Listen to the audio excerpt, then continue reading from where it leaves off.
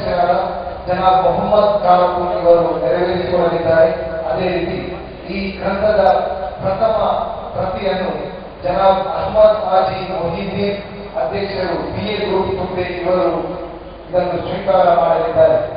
ವಿಶ್ವವಿಖ್ಯಾತ ಹದೀಸ್ ಗ್ರಂಥದ ಸರಳ ಕನ್ನಡಾನುವಾದ ಪವಿತ್ರ ಕುರ್ಆನಿನ ನಂತರ ಇಸ್ಲಾಮಿನ ಅಧಿಕೃತ ಗ್ರಂಥ, ದಕ್ಷಿಣ ಭಾರತದ ಎರಡನೇ ಅತಿದೊಡ್ಡ ಇಸ್ಲಾಮಿಕ್ ಪುಸ್ತಕಗಳ ಪ್ರಕಾಶನ ಸಂಸ್ಥೆ ಶಾಂತಿ ಪ್ರಕಾಶನ ಮಂಗಳೂರು ಇವರಿಂದ ಕನ್ನಡ ಸಾಹಿತ್ಯ ಲೋಕಕ್ಕೆ ಅಮೂಲ್ಯವಾದ ಕೊಡುಗೆ ಸಹೀಹುಲ್ ಬುಖಾರಿ ಪ್ರವಾದಿ ವಚನಗಳ ಸಂಗ್ರಹ.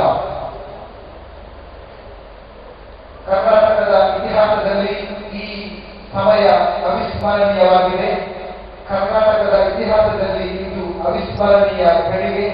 ಕನ್ನಡ ಸಾಹಿತ್ಯ ಲೋಕಕ್ಕೆ ಅಮೂಲ್ಯ ಕೊಡುಗೆ ಶಾಂತಿ ಪ್ರಕಾಶನ ಮಂಗಳೂರು ಇವರಿಂದ. ಮೌಲ್ಯಾಧಾರಿತ ಪ್ರಕಾಶನ ಶಾಂತಿ ಪ್ರಕಾಶನ ಇಸ್ಲಾಮಿನ ಉನ್ನತವಾದ ಚಿಂತನೆಗಳನ್ನು ಪರಿಚಯಪಡಿಸುತ್ತಿರುವ ಸಂಸ್ಥೆ ಶಾಂತಿ ಪ್ರಕಾಶನ.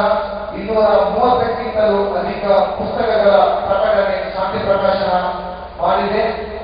ವಿಶ್ವವಿಖ್ಯಾತ ಹದೀಸ್ ಗ್ರಂಥದ ಸರಳ ಕನ್ನಡ ಅನುವಾದ ಈಗ ಬಿಡುಗಡೆಗೊಳ್ಳುತ್ತಾ ಇದೆ.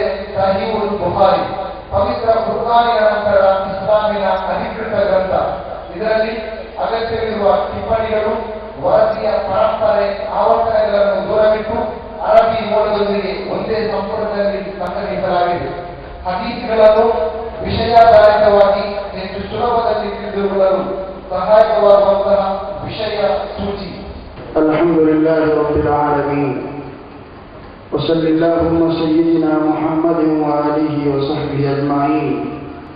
أما بعد، أعوذ بالله من الشيطان الرجيم. بسم الله الرحمن الرحيم. كنتم خير أمة أخرجت للناس تأمرون بالمعروف وتنهون عن المنكر وتؤمنون بالله. صدق الله العظيم. وقال النبي صلى الله عليه وسلم: إنما الأعمال بالنيات. رواه البخاري.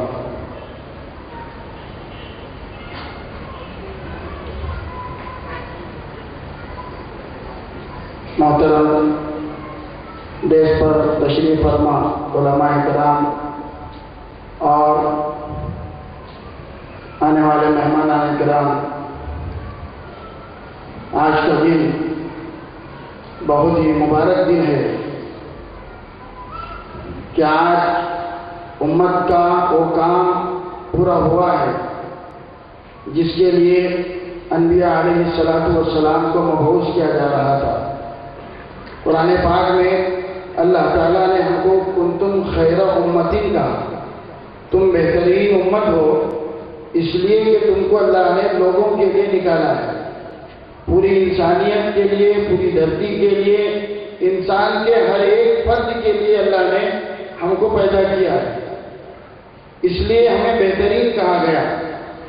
دوسری جگہ قرآن میں ہے کہ اللہ تعالیٰ جس قوم میں نبی بھیجتے تھے وہ ان کی زبان میں بھیجتے تھے. وَمَا أَرْسَلْنَا مِن رَّسُولٍ إِلَّا بِلِسَانِ قَوْمِهِ. اللہ تعالیٰ جس نبی کو جس قوم میں جس امت میں بھیجتے تھے اس کو اس کی زبان میں بھیجتے تھے.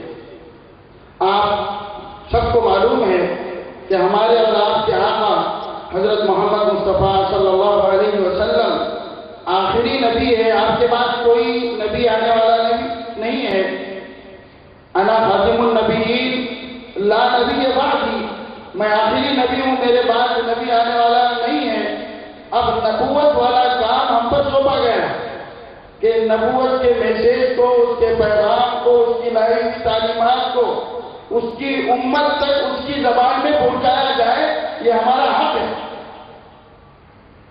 نبوی تعلیمات کو پوری انسانیت تک اس کی زبان میں پہنچایا جائے، یہ ہمارا حق ہے.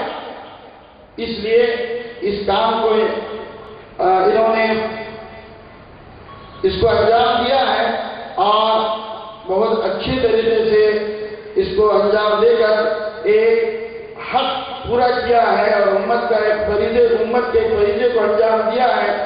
میں اللہ سے دعا کرتا ہوں کہ اللہ تعالیٰ اس کو قبول کرے، اور میں اس لائق نہیں ہوں کہ بخاری، امام بخاری جیسے زبردست کتاب کے اجرا کے لیے مجھ جیسا گنہگار اس میں شامل ہو جائے۔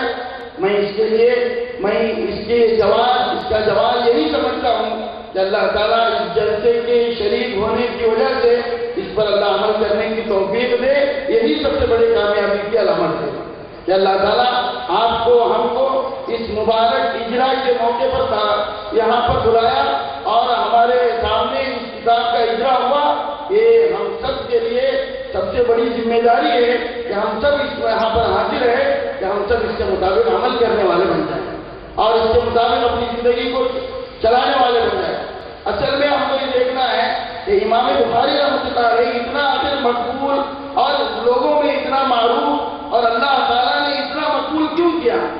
آپ کی زندگی اگر آپ دیکھیں گے، واقعی امام بخاری کی زندگی ایسی تھی، پاک زندگی، ہر لمحے ایک احتیاط کے ساتھ قدم اٹھانا، ہر چیز کو اس کے پورے حقوق کے ساتھ ادا کرنا۔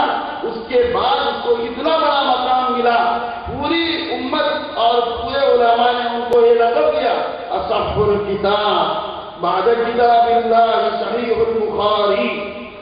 اللہ کے کلام کے بعد پوری دنیا میں، پوری دھرتی میں اگر کوئی صحیح کتاب ہے،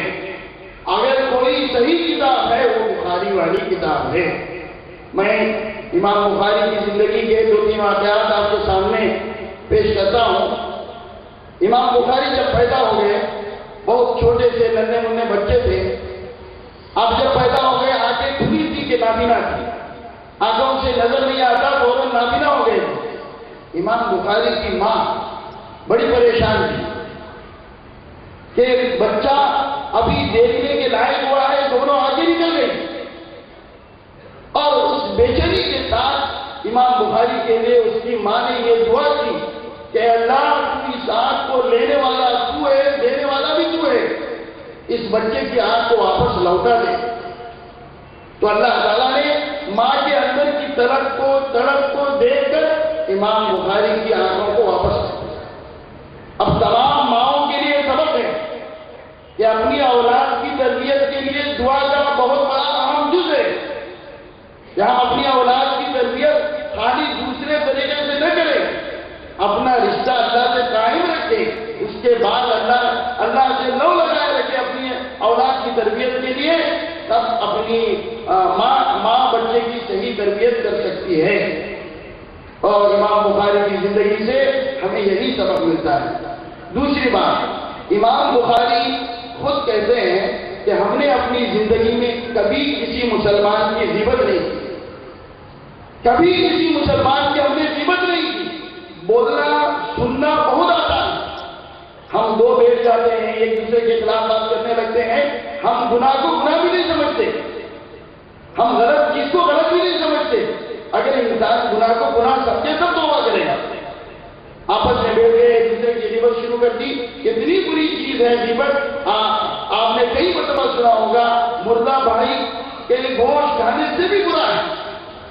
تو حضرت امام بخاری کو فرماتے ہیں میں نے کبھی اپنی زندگی میں کسی کی غیبت نہیں کی، اور مجھے اللہ تعالیٰ قیامت کے دن غیبت کے بارے میں سوال بھی نہیں کرے گا۔ تو ہم سب کے لیے یہ بھی امام بخاری کی زندگی سے سیکھنا ہے کہ اپنی زندگی میں جو گناہ کے کام ہیں، اور خاص کر جو گناہ کبیرہ ہیں، ہم اس کو چھوڑنے والے بن جائیں۔ تیسری بات، امام بخاری رحمۃ اللہ علیہ جیسے ہمارے گھر میں کام کرنے والے ہوتے ہیں، اور ہم لوگ اپنی دکان میں، اپنے گھر میں کام کرنے والوں کو رکھتے ہیں، تو امام بخاری کے پاس بھی ایک لونڈی کام کرنے کے لیے تھی، ایک کنیز آپ کے گھر میں کام کیا کرتی تھی۔ ایک مرتبہ ایسا ہوا کہ امام بخاری رحمہ اللہ جو ہے لکھ رہے تھے، حدیثیں لکھ رہے تھے، تو روشنائی تھی، اور قلم سے جب لکھتے تھے راستے میں روشنائی کی بوتل رکھی ہوئی تھی، وہ کام کرنے والی کنیز گھر کے اندر داخل ہوئی اور روشنائی کی بوتل کو نہیں دیکھا،